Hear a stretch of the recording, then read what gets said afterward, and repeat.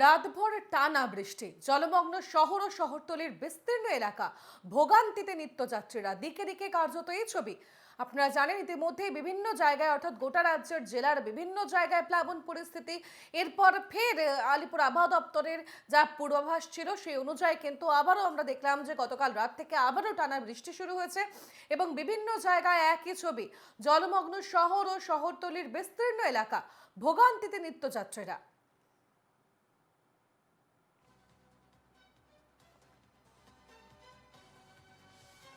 আমাদের সঙ্গে সরাসরি রয়েছেন প্রতিনিধি সচিন রক্ষিত। যাব সচিনের কাছে। সচিন, ঠিক কি পরিস্থিতি এই মুহূর্তে শহর কলকাতার? মূলত স্বাভাবিকভাবেই রাতভর টানা বৃষ্টি এবং নিত্যযাত্রীদের ভোগান্তি তো একটা হবেই। ঠিক কি ছবি এই মুহূর্তে দেখতে পাচ্ছ?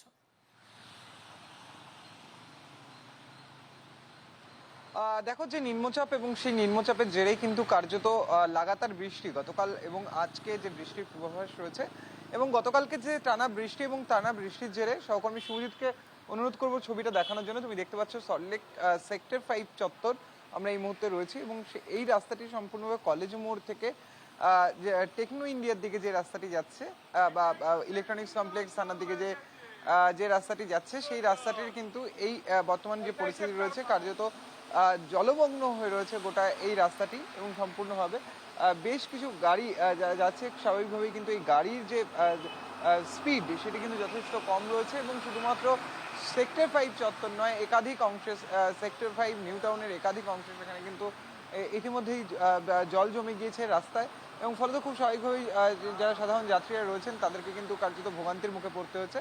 এবং আবহাওয়া দপ্তর সূত্র মারফত যেটা খবর, যে আজকে গোটা দিন ধরে কিন্তু এই বৃষ্টিপাত চলবে, অর্থাৎ এই নিম্নচাপের যে জেরে যে বৃষ্টিপাত, সেই বৃষ্টিপাত কিন্তু কার্যত আজকে গোটা দিন ধরে চলবে, এবং আগামীকাল পরিস্থিতি কিছুটা উন্নতি হওয়ার কিন্তু সম্ভাবনা দেখতে পাচ্ছেন আবহবিদরা।